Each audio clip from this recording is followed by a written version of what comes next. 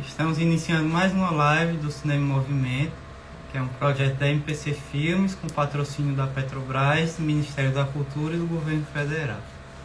Hoje a gente vai comentar sobre o filme Para Onde Vão as Feiticeiras, com a Poliane, que já está aqui esperando. E peço que vocês façam perguntas, que vocês comentem. E vou convidar ela agora para a gente iniciar a nossa conversa.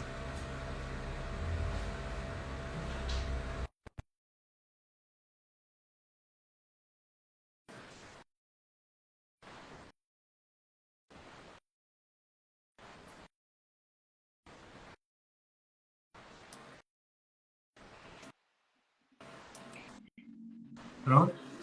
Tá me vendo? Tô. Tá conseguindo me ver? Não, mas eu acho que vai correr desse jeito mesmo. A Mas sua tá me voz ouvindo, né? eu te ouvindo Pronto. perfeitamente. Tá ótimo, então. Aqui tá tudo normal. Tudo bem, às vezes é parte da vida também. Acho que o Instagram não gosta de mim. Tá bom, Paulo. Tudo bem. Pra gente começar, eu vou pedir que você se apresente, Ok. fale um pouco de você, brevemente, e logo em seguida você diz o que você achou assistindo o filme, se você lembrou de alguma situação que você já tenha passado, que o filme tenha retratado. Ok, meu nome é Poliane, eu sou estudante de Geografia da UFES também.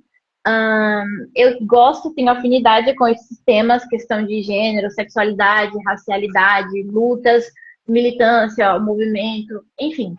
Eu gosto muito de pesquisar sobre isso. E o que eu achei do filme? Nossa, eu reassisti ontem para poder não chegar aqui sem nada, porque eu assisti há muito tempo com o Naubert na faculdade. E nossa, eu acabei com a sensação muito de que deveria ter mais coisa, sabe? Porque passa tão rápido, é sério, passa tão rápido que eu acabei e fiquei pensando, nossa senhora, poderia mesmo acrescentar mais. O filme poderia ter 2 horas e meia, eu assistiria ele inteiro. Tinha tanta coisa que parece que foi pouco, mas não foi. É porque tinha tanto assunto complexo em cima de assunto complexo que, tipo assim, o filme leva muito bem todos eles.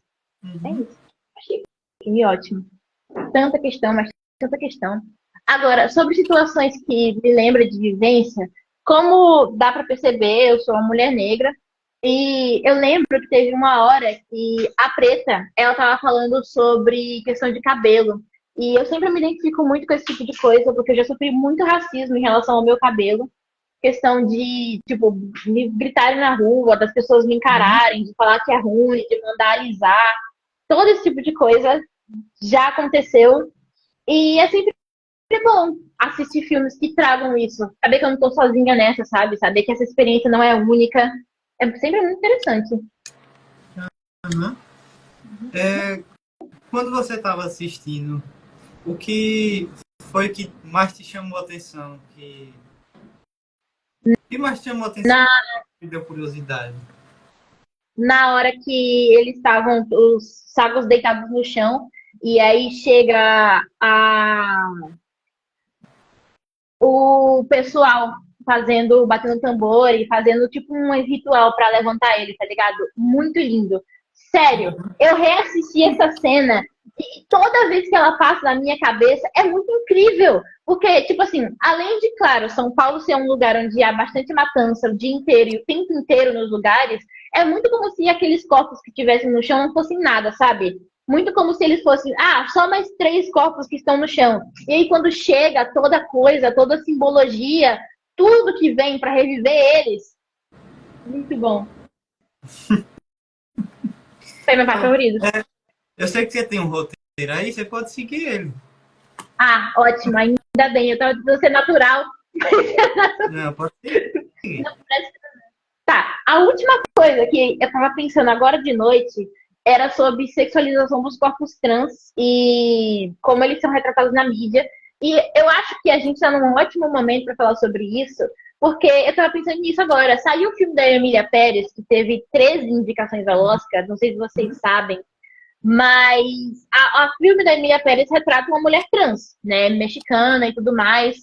E não só trans, como dona de um cartel de drogas. E a temática em si, retratar como o mundo das drogas lida com essa pessoa trans, talvez a ideia seja interessante.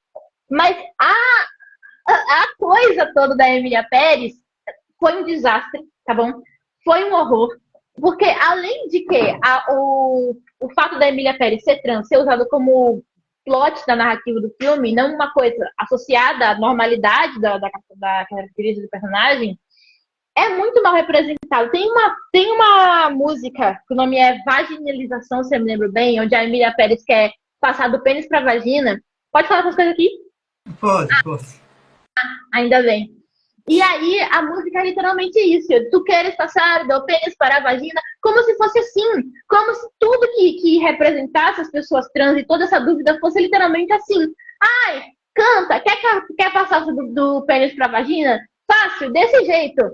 Então, assim, além de não se construir personagens trans, normalmente eles são, nossa, estereotipados e tudo mais, quando se constrói um personagem trans, vem desse jeito e tem 13 indicações ao Oscar. 13. Enfim. Eu tava pensando nisso, e aí, de novo, toda a questão do estereótipo da mulher trans e de que, nossa, se resume a isso, e de que banheiros são um grande problema também. Toda essa questão de falta de senso mesmo básico, de entendimento da vida de uma pessoa trans, pelo amor de Deus. Uhum. Deixa eu conseguir doar aqui o meu roteiro. Eu lembro que eu só queria dar esse adendo mesmo. O filme, ele começa com a questão deles estarem juntando todos aqueles corpos que eles falam mesmo lá no filme, que são corpos precarizados e precisam lutar por uma coisa só. Todos nós sabemos que luta deve ser essa, é a do anticapitalismo, mas eu gosto muito, particularmente, dessa ideia, porque normalmente quando a gente vai lutar por essas causas, são causas que são separadas, que estão lutando pela mesma coisa e são cada vez mais fragmentadas pelo nosso inimigo. A direita, claro. Então, tipo assim, a gente. Quê? A extrema direita. A extrema direita, beirando o fascismo ali, ó. Uma beirinha do fascismo. E aí, sempre que eles vão representar a gente, eles sempre vêm. Essas causas fúteis, quem cria é a direita, inclusive. Ai, terceiro banheiro. Ai, mas como é que meu filho vai lidar com essa pessoa que não tem o gênero certo? Ai, tudo isso. São causas criadas pela terceira direita para fragmentar cada vez mais a luta do anticapitalismo. E, infelizmente, elas dão muito certo no Brasil. Ai, tô falando de geopolítica já. Enfim, elas dão muito certo no Brasil. Quê? Faz parte. E elas dão muito certo no Brasil porque não é uma comunidade muito bem comunicada. Tipo assim, é uma comunidade muito grande. A gente tem, no caso, a maior. Como é o nome? O negócio que acontece em São Paulo, a maior parada gay do mundo. E mesmo assim, é uma comunidade muito fragmentada. Tem muito, como não lembro o nome do querido, mas ele fala dentro do documentário, tem muito racismo dentro da comunidade LGBTQIA+, e tem muita homofobia dentro da comunidade dos negros. Então, assim, complicado. Uhum. São dois fatores muito complicados. E, de novo, a maior parte dessa falta de comunicação é criada pela extrema-direita para fragmentar a gente de propósito, porque a luta principal é do anticapitalismo. Não é transexuais sozinhas pelo anticapitalismo. Não é, sei lá, negros sozinhos contra o anticapitalismo. Não é trabalhadores sozinhos contra o anticapitalismo. É todo mundo dessa bolota contra o sistema. Por mais que pareça uma luta diferente, mas não é. Não é uma luta diferente. Não é uma luta de branco contra negro. Não existe melhor ou melhor. Não é uma luta de cis contra transexuais. Não é uma luta de trabalhadores e burgueses. Na real, é uma luta de trabalhadores e burgueses, que eu tô falando. Enfim, mas é a luta antissistêmica. E ela deve ser repassada. Concorda comigo? Concordo, sim. Ótimo. Deixa eu ver o que mais tem aqui. Pronto.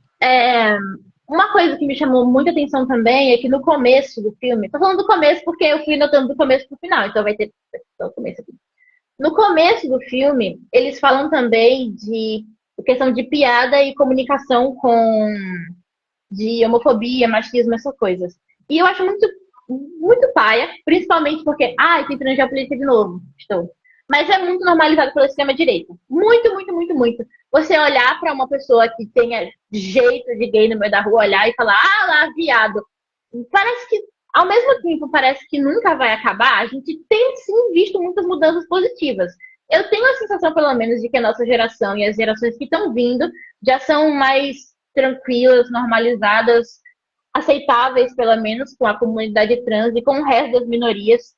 Mas essa não é a geração que é a que comanda o mundo. Nós sabemos qual é a geração que comanda o mundo. E muitas dessas piadas e coisas assim ainda são muito reproduzidas com o senso comum.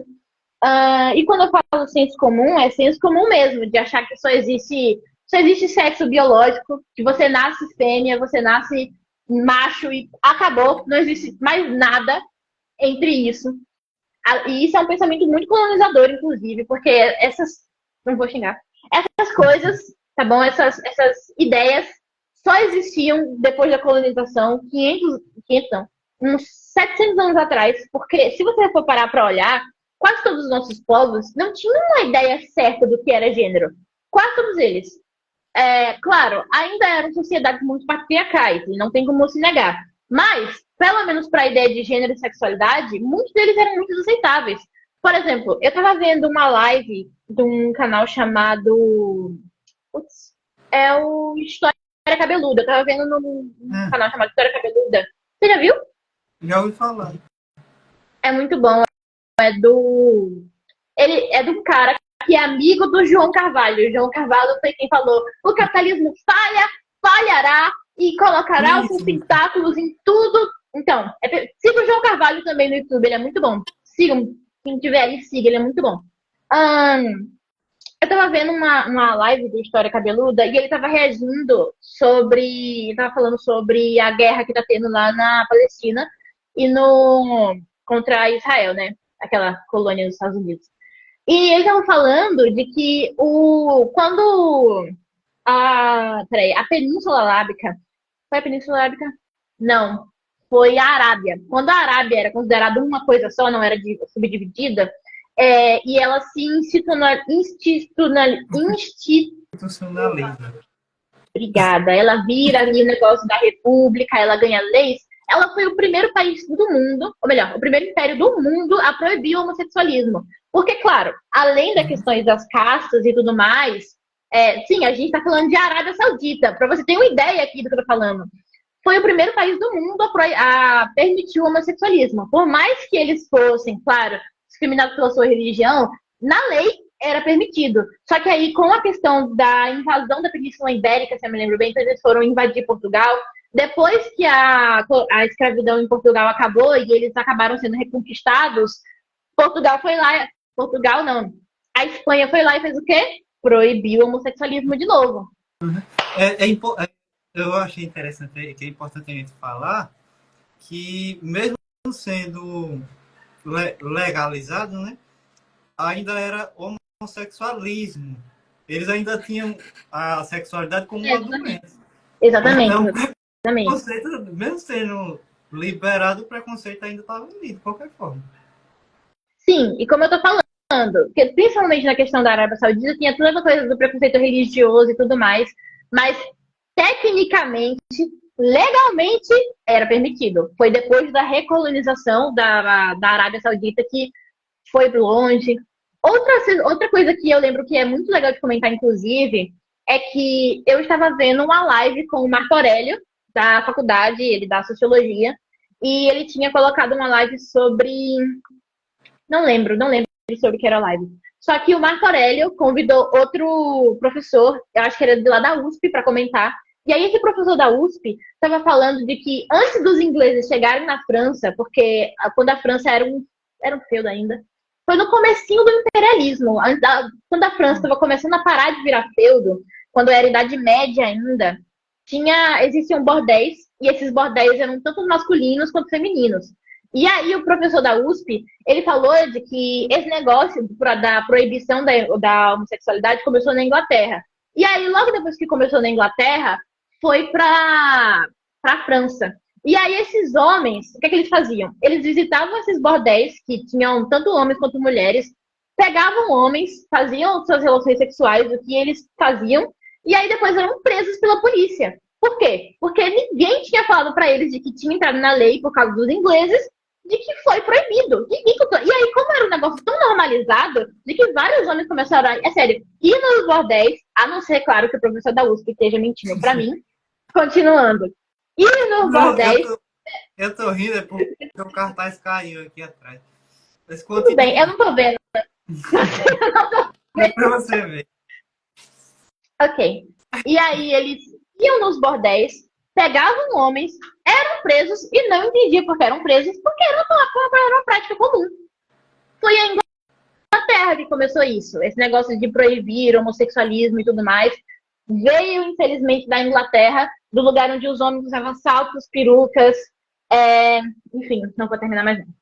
Mas é muito bom, de novo, enfatizar que todo esse pensamento que a gente tem contra a questão de gênero, questão de sexualidade, é um pensamento muito colonial ainda. É o mesmo pensamento que a gente tem há 500 anos atrás. Que, tipo assim, com o etnocídio e com...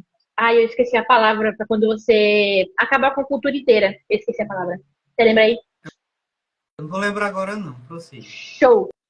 Mas com aquela palavra bonita de quando você extermina a cultura inteira, toda essa ideia ou melhor, toda essa ideia de falta de gênero e de falta de sexualidade, porque isso são termos de hoje em dia, que são apenas etiquetas, começaram a existir. Elas chegaram no nosso pensamento e elas foram totalmente reforçadas com os anos 2000 e a nossa grande colônia nos Estados Unidos. Porque sim, os Estados Unidos é uma grande... É uma grande colônia, não, é um grande império, cheio de colônia no mundo, e a prova disso é que o seu pensamento e o pensamento dos Estados Unidos é constantemente reforçado. Então, assim, como? É só você seguir a minha linha de raciocínio aqui. A Inglaterra começou com esse negócio de proibição do homossexualismo, e os Estados Unidos era uma colônia da Inglaterra. Logo, os Estados Unidos foi construído nesse preconceito também. E desde que os Estados Unidos colonizou o resto do mundo, todo esse pensamento foi espalhado e reproduzido muito mais nos anos 2000. Por isso que a gente só vai ter as primeiras lutas, assim, que começaram a movimentar mudança. Eu acho que não as primeiras lutas que começaram a movimentar mudança, mas com certeza as mais famosas vieram de lá também. Porque a opressão que eles sentiam, nem conto, nem te conto. Enfim, pensamento de colonizadora, tava nisso. A gente tem, tipo, povos na América Latina que não tinham conceito de gênero e de sexualidade. A gente tem povos na América do Norte, a gente tem povos hindus. A gente tem... Nossa, eu gosto muito disso. Lá no Japão, por exemplo, se você fosse um samurai... Eu tô contando só curiosidade histórica, mas é porque tem tudo a ver. Segura aqui comigo. Se você fosse um samurai, você podia, por exemplo, ter um assistente e esse assistente podia se relacionar sexualmente com você. Juro pra vocês. E aí, esse assistente se relacionando sexualmente com você, você podia até casar com ele se você quisesse. Era legalmente permitido no Japão. Claro, se você fosse um samurai. Agora deixa eu voltar pro roteiro, que eu tenho muita curiosidade histórica. Se começa a continuar aqui, filha, eu me perco. Deixa eu ver aqui. Blá, blá, blá, blá, blá, blá, blá.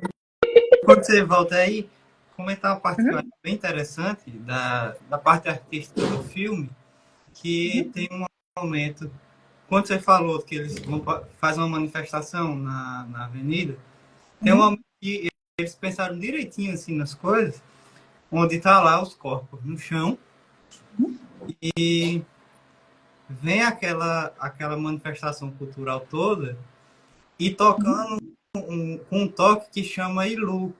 O Ilu, ele é um toque de Yansan, da orixá Yansan, Oiá.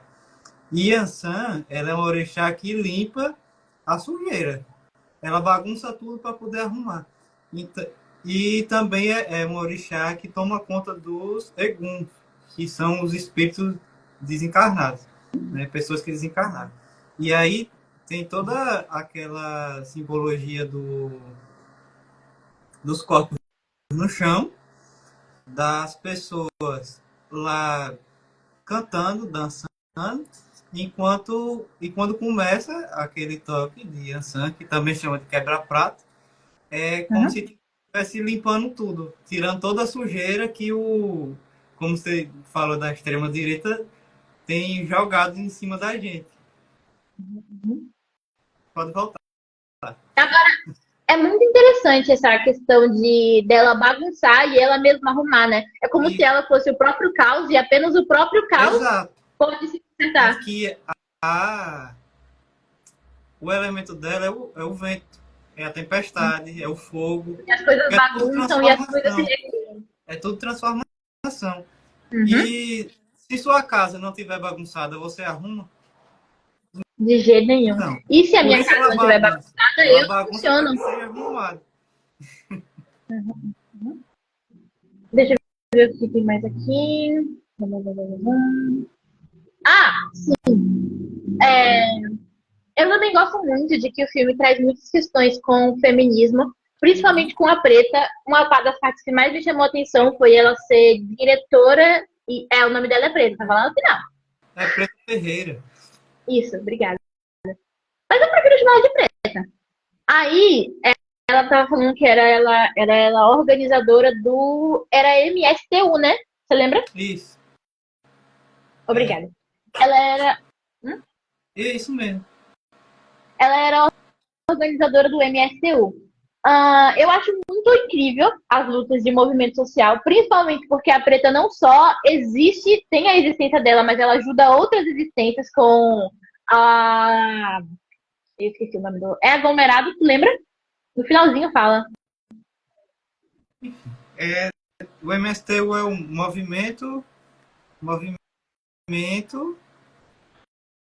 Lembra aí, eu não estou achando aqui na anotação, mas aqui tem. Ok. Enfim, ela pega pessoas de ruas marginalizadas peraí. Ela apropria casas que não tem mais uso, porque tem muitas casas aqui, não só aqui em Itabaiana, em Aracaju e principalmente em São Paulo, que estão sem uso, e aí, de acordo com a lei que a gente tem no governo, depois de um tempo, por exemplo, 20, 30 anos que essa casa passa em desuso, você pode pegar, não. Você pode se apropriar dessa casa e aí usar ela para motivos sociais. É mais ou menos isso que o MSTU faz.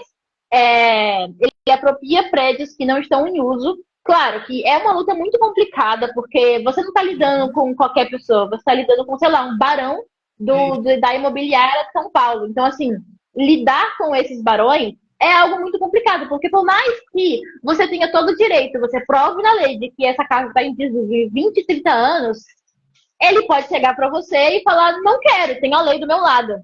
Esses barões não ligam se É, você. também é O chato quê? pensar que existe tanta casa do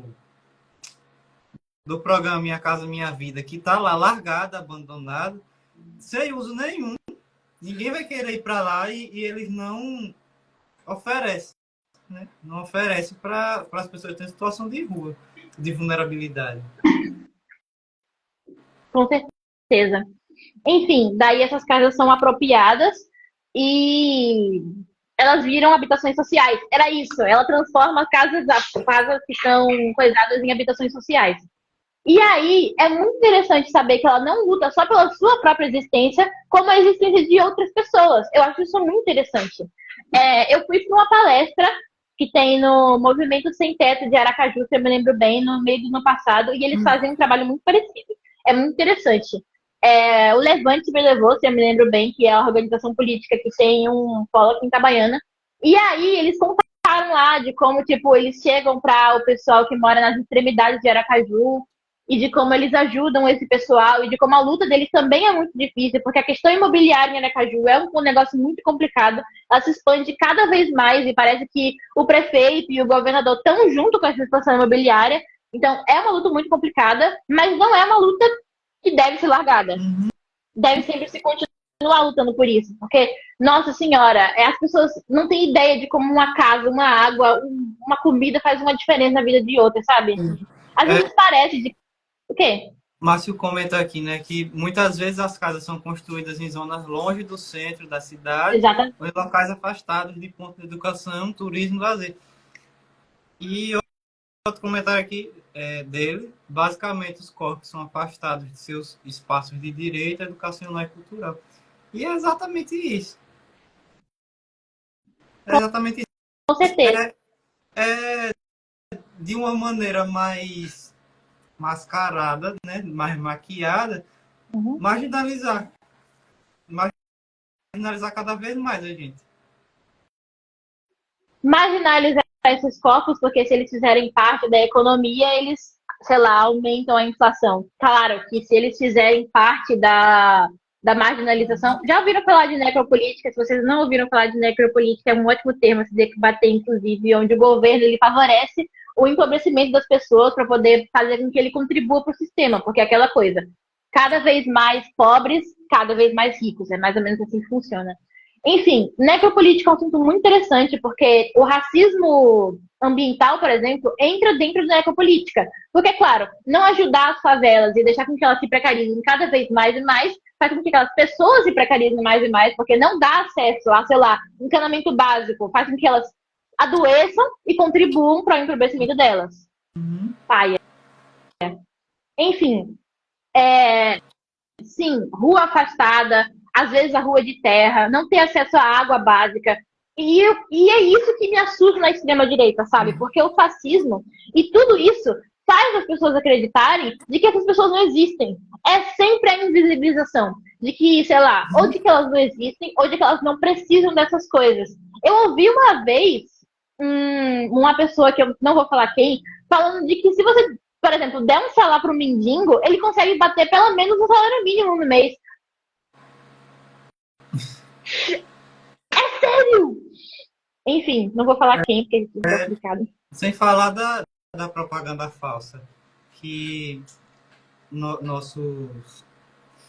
Não vou falar assim, deixa eu ver. A extrema-direita mesmo, que impõe nos moradores de zona rural, quem está em zona rural, a propaganda falsa de que você, indo para a cidade, você vai ter uma vida melhor, você vai ter um emprego melhor.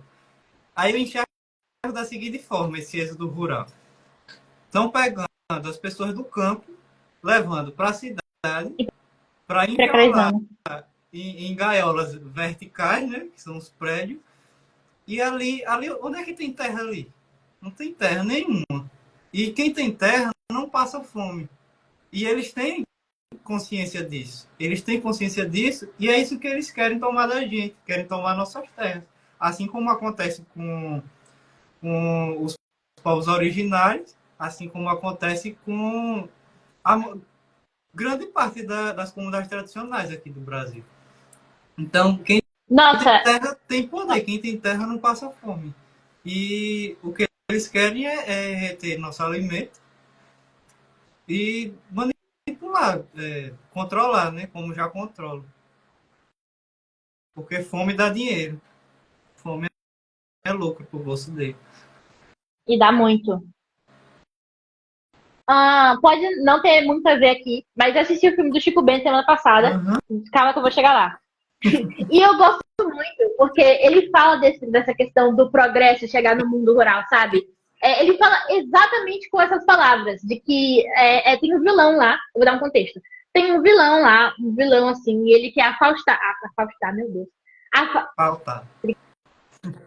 A- ele quer passar piso, tá bom? Ele quer transformar as ruas lá de... Eu me perdi. Ele quer pichar as ruas. E aí é com esse exato discurso que ele traz a situação de passar picho nas ruas. A levar o progresso para a coisa rural, para ficar mais fácil de transportar as coisas, para facilitar a vida daquelas pessoas. E é uma questão muito importante também, que a gente nem chegou ainda, o discurso. Todas as pessoas, quando vêm trazer o discurso para a população pobre, e é uma das piores partes do capitalismo, Usam, traz sempre... usam Pode falar. essas palavras que não fazem parte do cotidiano daquelas pessoas para iludibriar. Exatamente. chega, por exemplo, para aquela população e fala: aqui você vai ter progresso, aqui essas coisas vão ficar mais fáceis, aqui a sua vida vai melhorar. Não especifica exatamente como. Nunca vão especificar exatamente como, o que vai acontecer com essas comunidades. E outra coisa que você estava falando sobre a questão da precarização da fome, de como ela rende dinheiro, tem um estudo que eu vi uma vez que ele é muito bom, que fala como os nossos alimentos, por causa do capitalismo, ou melhor, o nosso prato de feijão com arroz, ele tá virando prato de salsicha com macarrão. Não sei se você sabe, mas a gente é conhecido aqui no Brasil pela nossa comida ser tradicional, ser feijão, arroz e bife, certo? Certo. É. Mas o estudo que eu vi vem falando de que a nossa comida tradicional do Brasil vem virando macarrão e salsicha. Eu não preciso explicar o porquê vem virando macarrão e salsicha, isso é pura precarização das pessoas. Mas aí não é difícil você pensar muito de que outra coisa que está indo, que é muito capitalismo também, de que venha totalmente ao contrário do que a gente é acostumado, é a questão de como a obesidade ela está virando um problema das pessoas precarizadas. Eu nunca vi ninguém falar muito disso, mas não sei se você sabe, a maior parte é muito mais barato você comprar uma bolacha do que uma maçã. E começando por essa linha de pensamento, as nossas crianças que estão ficando obesas não são. A gente. Segura aqui. Eu vou refazer essa linha de raciocínio, que eu acho que foi uma bosta. Mas, no começo, lá no começo da humanidade, a gente sempre associou a obesidade com riqueza. E isso é um padrão em todas as sociedades. Desde o feudalismo, desde a idade pré-moderna, desde do imperialismo, a gente sempre vem associando obesidade com riqueza, obesidade com riqueza, obesidade com riqueza. Porque era a coisa que mais fazia sentido. Quem tinha acesso e o domínio das terras eram quem comia mais. Essas pessoas recebiam imposto, e mesmo na época que não se tinha moeda ainda e era valor de troca, quem tinha as terras, quem era o rei, o imperador, seja lá quem, era quem se alimentava mais, quem tinha mais acesso a uma vida saudável, entre aspas. Ou melhor, a uma vida não saudável. Mas hoje em dia, essa questão da obesidade e da riqueza, ela vem sendo totalmente subvertida pelo capitalismo, onde as pessoas ricas têm acesso a academias, a nutricionistas, a médicos, e as pessoas pobres estão sendo afugentadas à obesidade. E eu não vejo ninguém falar disso, porque além do capitalismo não dar acesso à nossa comida, ele também não dá acesso à questão básica, tipo assim, de você conseguir ir numa academia, sabe? Não existe academia com valor social. E as nossas praças, que teoricamente são lugares para você fazer exercício, não funcionam. A maior parte delas são precarizadas também. Então, assim, ele vem quebrando esse estereótipo todo de ligar a pessoa gorda com a riqueza. Vem quebrando bonito. Enfim, só um tema aí que eu entrei no buraco de aí esses dias. Só que... Tá bom. Então, voltando para o filme, eu gostaria que a gente falasse agora um pouco sobre a questão da transexualidade e como elas são vistas, né? Elas e eles são vistas e vistos na sociedade hoje. E os desafios que passam, né? Porque tem uma fala da Ave Terrena no filme que ela diz que transfobia é o que me afasta da vida, é o que me afasta da minha família, é o que me impede de viver. Algo assim. E aí a gente vai pensar sobre os lugares que esses corpos habitam, na sua maioria das vezes, e quando a gente vai falar para uma pessoa, vamos botar o estereótipo, né? Um homem cis, hétero e branco. E onde é que você imagina que está uma mulher trans, uma travesti? Na esquina, okay. É sempre na esquina. Mas, infelizmente, muitas pessoas acabam indo para a prostituição por conta porque não tem chance de tentar uma outra profissão que seja mais acessível, né? Que seja assim, mais acessível não, mas outra profissão que seja vista como digna na nossa sociedade. E vida Sim. E aí tenta entrar na universidade, não tem cotas para para trás na universidade. Fica sendo mais difícil porque é mais complicado viver sendo com estando com esse corpo na família, na escola, e aí acaba que larga o estudo e só resta a rua porque não tem amparo nenhum. Não tem amparo nenhum. E aí, quando a gente pensa na universidade, quantas pessoas trans você já viu na universidade? Na nossa. A gente Ah, conta sim. no dedo. Conta no dedo. Faz Duas, assim, ó. três. Conta com o dedinho aqui, ó. Duas ou três. É. E aí, muitas delas acabam. Eu tenho certeza que algumas já saíram de lá e não conseguiram emprego. Não conseguiram emprego por conta de ser quem são. Então, é praticamente o que a Terrena falou, né? A transfobia é o que me impede de viver. Agora, só introduzindo política mais uma vez, eu não tenho culpa. Eu sou um ser político, mas é muito paia como a maior parte do imaginário das pessoas acha que essas pessoas trans vão substituir as pessoas normais. Isso porque eu já ouvi esse tipo de discurso. Tipo assim, tinha uma pessoa na minha escola que genuinamente acreditava que era super hiper transfóbico. Mas por quê? Porque genuinamente acreditava de que iam substituir pelas pessoas normais. Então, tipo assim, de novo, outro discurso criado pela extrema-direita fascista para poder afastar essas pessoas do mercado de trabalho, afastar essas pessoas de uma convivência digna, minimamente digna, outra coisa para poder colocar medo na população. E o pior é que esse medo funciona na maior parte das vezes. A gente viu, por exemplo, nas Olimpíadas, quando teve uma lutadora de boxe, ou ela jogava vôlei, nossa, eu não lembro. Mas ela tinha feições de uma pessoa trans, e aí ela começou a sofrer transfobia, Sim, e aí ela era. eu Lembra lembro. disso? No final, ela mulher é da África do Sul. Ela não era trans. E na África do Sul, não. Desculpa. Ela era de um país africano onde ser trans era inclusive proibido. Então, assim, essa ideia de que as pessoas trans vão substituir as outras, porque tiveram vários comentários falando, nossa, assim não dá, né? Não dá pra colocar um homem lutando contra uma mulher de verdade. É super hiper reforçado pela extrema-direita. Não só pela extrema-direita, nossa mídia reforça muito isso, porque a quantidade de fake news que a mídia brasileira divulgou sobre essa mulher, sobre, não, sei lá, coisas como mulher trans agride outra pessoa. É muito influenciador falando, nossa, aquela mulher trans bateu naquela mulher de verdade. É muito reforçado. Parece que viver dignamente é impossível. Enfim, só isso que eu queria comentar. Sendo que não deveria ser impossível. E seu roteiro aí, o que é que mais você quer falar? Tá bom. Ah, indígena. É o que eu notei aqui. Posso Parece começar muito. com a cena que eu Pode, mais gosto? pode.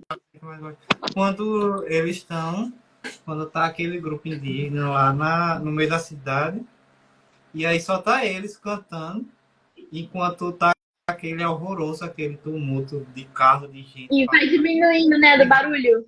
vai diminuindo, e eles estão ali cantando como se sempre estivessem ali, é como se eles estivessem dizendo que a terra é nossa, nós não vamos sair daqui, porque a cidade avançou e eles permaneceram, né? E aí, quando aquele cenário muda, que eles estão indo para o território deles, que aí mostra uma floresta e tudo É mais, minha parte favorita. o É lugar minha favorita. natural, e aí aquele som dos carros, das pessoas conversando, já muda por som de bicho, de passarinho, de besouro. É uma cena que eu acho bem forte, assim, bem representativa. Eu também gosto muito daquela cena, porque eu não, eu não sei como foi gravado o filme, mas parecia que aquelas pessoas estavam passando de verdade por Ah, aquilo. Eu lembro que. um momento. O quê? O filme, eu não sei se você estava na sessão, se você estava no momento que a gente falou disso, mas o filme, ele não é, ele é a tentativa da produção de um filme, ele é os bastidores de um filme, né? Eles Uhum. gravaram, eles tentando fazer um filme que nunca saiu, porque o filme era os bastidores. Então, É tudo que aconteceu ali, aconteceu de verdade. Não foi nada, as situações não foram planejadas. Aquela parte do pastor mesmo, aquilo aconteceu. A gente ainda vai chegar lá, meu Deus. É, minha parte favorita é sobre quando eles vão para dentro da floresta e aí começa a rimar e tem a questão do moço que é rapper e é indígena. Principalmente porque eu acho que a luta indígena deve ser divulgada de todos os meios possíveis, divulgada em questão de arte, principalmente em questão de música, em questão de pinturas, porque a arte é o que forma a sociedade, pelo menos eu acredito nisso. E se a arte ela é indígena, ela é originária e ela principalmente se espalha pelas pessoas, é uma ótima, se não perfeita maneira de falar sobre sua situação. Não tem nada melhor do que uma arte revolucionária. Agora, assim, aquela é a minha parte favorita do filme. Eu gosto muito de como eles passam por tudo aquilo e sobre o debate que eles têm naquela hora, de como aquela terra, ela fala no começo, é delas e elas nunca vão lutar. Ou melhor, meu Deus, imagina eu falando um negócio desse. E elas sempre vão continuar lutando para nunca perder aquele território. Então, assim, além de que, se eu me lembro bem, é exatamente nessa hora que corta para poder mostrar as filmagens daquela querida que estava falando no parlamento. Ela é indígena e ela fala das terras dela, que ela não quer perder de jeito nenhum, porque ela nasceu ali, os bisavós dela nasceram ali e ela vai morrer ali também. Nossa, dá arrepio, sério. Só não lembro o nome, mas sim. Uhum. Enfim, é a minha parte favorita do filme. Eu acho que a gente nunca deve parar de falar de questão indígena no Brasil, simplesmente porque, de novo, são corpos precarizados, são corpos marginalizados, e como todo corpo marginalizado, o intuito deles é ganhar visibilidade. Então, assim, todo tipo de visibilidade é aceita, nem todo, a maior parte da visibilidade é aceita, e. Deixa eu ver o que mais. Luta pelos territórios, claro. Nunca deve parar de lutar também. Tô sem ideia aqui do que você falar. Pode continuar assim, Tá. quer que eu leia? Oi? Quer que eu leia o roteiro? Ô, pode ir falando, que eu tava anotando o que você tava dizendo. Adoro como parece uma conversa de bar, pra ser sincera. Deixa eu continuar aqui. Ah! E aí tem uma hora também de que eles falam da visão embranquecedora da história brasileira, que eles estão tipo numa casa abandonada, e aí aparece uma moça branca falando de que não, eu também sofro com esse tipo de preconceito, e aí eles começam a brigar. Acho tudo isso muito interessante, porque às vezes as pessoas têm que entender de que não dá para se enfiar em todo movimento, sabe? Tipo assim, eu nunca vou entender, por exemplo, como é a situação de um imigrante que veio, sei lá, da África e veio aqui no Brasil, nunca vou conseguir entender as nuances dele. Não é como se eu não possa falar da situação, mas eu nunca vou entender as questões específicas que ele passa. Não é como se eu pudesse simplesmente argumentar sobre isso. Acho muito interessante como é que eles trazem tudo isso, porque normalmente quando a gente vai falar desse assunto, se existe ou se não existe lugar de fala, a gente fala também. Ah, achei que eu fosse falar uma coisa. A gente fala também da questão da fragmentação, de que sim, às vezes esse discurso é usado para separar a gente também, de que não, só essa pessoa pode falar disso, ou só essa pessoa pode falar disso. Não é isso. Não é sobre não falar, não é sobre não poder se apoiar a causa. É que tem questões específicas que não rolam. Tá entendendo? Uhum. É como. Não lembro o nome dele. Um dos personagens, ele vai no final, quando na cena da Erika Hilton, que ela tá lá, Uhum. e ele diz que ele apoia a causa feminista, mas ele não vai estar lá em cima do trio gritando que é a favor pela igualdade de gênero. Porque ali não é um lugar de fala dele. Ele vai estar apoiando, mas de cá de trás.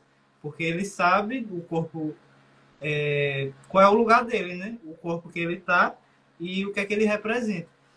Então, ele vai estar apoiando lá de trás. Porque o momento da fala é delas, e não dele. Nossa, falar nisso, tem uma coisa muito boa nessa parte da Erika Hilton, que aparece, eu acho que é a mesma mulher que aparece no final. E aí, não lembro quem, mas uma pessoa do lado da Erika Hilton fala: você, como branca, tem o poder de fala. Se você quiser acabar com isso aqui agora, você acaba e todo mundo para. E eu acho isso muito incrível, porque além dela, no começo, tentar falar sobre o que acontece com as questões raciais, é um negócio de muito white savior. Já ouviu falar? A professora Ana Rocha passou o documentário pra gente assistir. Mas é muito white savior, sabe? Não, porque eu, no branco, eu vou falar da sua situação, porque eu acho que eu entendo o suficiente para falar como você se sente. É muita falta de vergonha na cara da parte dela, na real.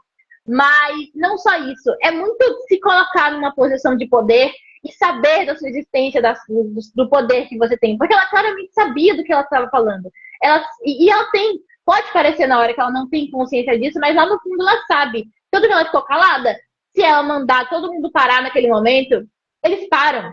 Tem poder nisso tudo. Pode não parecer que nossas relações cotidianas não envolvem poder, de que chegar num caixa e, sei lá, ter uma pessoa que está ali trabalhando de funcionário negro e uma pessoa que está comprando, e o fato dele ser branco, parece que não tem uma relação de poder ali, mas tem, sabe? As nossas relações, elas são compostas de poder o tempo todo e de interações que são moldadas há muito tempo no dia a dia. Só que às vezes elas não são perceptíveis. Só precisa ter um olho bom para perceber. Bom, deixa eu ver o que mais eu tenho aqui. Então, você tem mais alguma coisa que você quer acrescentar? E aí a gente Calma. já pode, depois já pode finalizar. Ok. Só para acabar aqui com a questão religiosa, porque, enfim, eu acho importante dizer que sim, a igreja reforça tudo isso. Existe literalmente um monte de versículo na Bíblia que fala de que. Nossa, eu ouvi uma amiga no ensino médio falando isso, inclusive. É isso, eu tenho várias experiências com homofobia, racismo, eu vim de um lugar minúsculo. Então, assim, tenho, tá bom?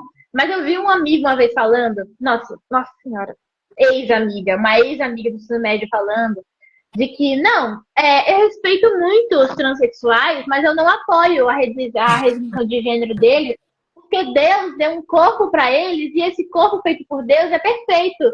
Logo, eles não deveriam mudar, sabe? Eu lembro que ela falou outra pedrada também, que eu lembrei, foi um pouco antes de eu acabar com a amizade com ela. Foi um dos motivos, inclusive, que eu mandei encher o saco dela. Enfim. Ela falou algo tipo, não, é porque nada contra a comunidade, claro. Mas assim, eu acho tão bonito quando as pessoas da comunidade LGBT, elas se guardam para Deus, sabe? Se guardam dos seus desejos carnais. Por quê? Porque lá na Bíblia está dizendo que você pode amar quem você quiser, mas a questão do ato, ele não pode ser feito assim de pessoas do mesmo gênero, sabe? Por quê? Porque Deus fala que lá eu juro que ela usou o mesmo argumento do pastor transfóbico. Porque lá na Babilônia, os anjos queriam, ou melhor, os humanos queriam estuprar os anjos. Então, assim, para colocar um limite nisso, Deus proibiu. Então, assim, de novo, não tem nada contra a comunidade, mas eu acho muito bonito quando eles se abdêm desse pecado, sabe? É sempre usando do artifício da religião, né? Pegando a Bíblia, lendo ao pé da letra, sempre o lendo ao pé da letra e interpretando da forma que quer, como convém a eles. Sim, me fale. Aí depois quer falar de amor ao próximo. Não, enfim. Depois quer falar de que... Não, eu acho muito estranho a comunicação de que a maior parte das religiões tem hoje em dia. Pode falar religião cristã aqui? É bom não citar. Tá bom. De que a maior parte das religiões tem hoje em dia, porque na maior parte das vezes eles são transfóbicos, eles são homofóbicos, eles são tudo isso, mas para atrair os jovens, eles sempre mudam o discurso dele. Não, porque agora tem a igreja da parede preta e a gente aceita todo mundo, porque as coisas mudam. Tá bom. Então. É isso. Poderia reclamar. Enfim, você tem mais alguma coisa a acrescentar sobre o filme? Tá. Eu gostei muito de toda a questão visual dele, desde como começa com eles embalados em plástico e tem um querido que estava embalado de algo que parecia uma sacola de fruta. Então, assim, estavam todos presos de uma forma ou de outra Gostei muito de toda a parte cinematográfica também, de como às vezes sempre tem, por exemplo, fundo azul, fundo branco, e na frente outra coisa. Gosto muito de, como eu estou falando, como eu estava falando, todas as músicas. Gosto muito do fato do filme ser muito visual, ser muito lúdico. Gosto da parte que eles entrevistam as pessoas na rua, porque saber de como o público lida com tudo isso, de como é a opinião do povo médio brasileiro, é muito interessante. Não é só um filme de uma bolinha, sabe? É uma guerra declarada, como a própria Ave Terrena fala. E é isso. Toda a cinematografia, toda a música, toda a maneira como foi cortado o filme e montado, uma delícia. É sério. Apenas Hum, acho que dá pra acrescentar mais alguma se coisa? você quiser achar, sentir aí no seu coração que tem mais algo a dizer, pode falar. Tá, eu vou só dar uma olhada aqui se eu tenho alguma coisa muito específica que eu posso falar. Peraí. Blá, blá, blá, blá, blá, blá, blá, blá. A gente já falou isso. Ah, só uma última coisa. Juro, segura aqui a mão comigo. Violência policial. Acho muito importante ressaltar também de que violência policial é uma das principais formas do governo continuar mantendo esses povos na precariedade, na marginalização, até porque o governo precisa de algo que demande muito poder e venha muito dessa energia masculina também, porque quando a gente pensa num policial, a gente sempre, nunca pensa numa policial, é sempre num policial. É um papel que demanda, como eu estava falando, vem recheado de muito machismo, vem recheado de muita energia masculina, vem recheado de muito patriarcado, porque é um papel de domínio contra essas pessoas marginalizadas, e é um papel não só de domínio, é um papel de imposição. É... Por isso que eu acho que eles retratam uma coisa da violência policial muito bem. Não tem exatamente, eles não sofrem violência policial, o pessoal do grupo, e ainda bem no filme, mas constantemente eles mostram questões de violência policial acontecendo na tela. E é isso. Policiais normalmente reforçam o Estado, reforçam esse sistema patriarcal, são reforçadores do sistema capitalista também, porque se eles não existem para prender o preto que tentou arranjar um trabalho no meio da rua, eles não servem para nada. Eles não consertam o sistema. Enfim, gosto muito de estudar sobre violência policial também. É isso. Então, é isso. Muito obrigado por ter participado, Polly. Muito obrigada, Agradeço Dibu. a quem interagiu, a quem esteve por aqui. Uhum, E encerramos nossa live. Estamos por aqui. E aguardo vocês uhum, amanhã. Tá bom? uhum. Então, Paulo, tchau. E muito obrigado. Olha, Dê um sorrisinho antes para a gente tirar um print. ok.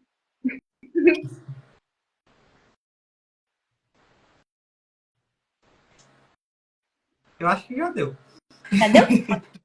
Eu fiquei parada aqui por 20 segundos. Desculpa se eu me embolei ou se eu fugi muito do tema. É que eu Não, penso demais. a Daí, quando gente eu foi penso e numa coisa, voltou. em Foi e outra, voltou. eu penso Deu em certo. outra. Enfim, é isso. Obrigada por ter me chamado. Tá bom. Tá. Vou encerrar.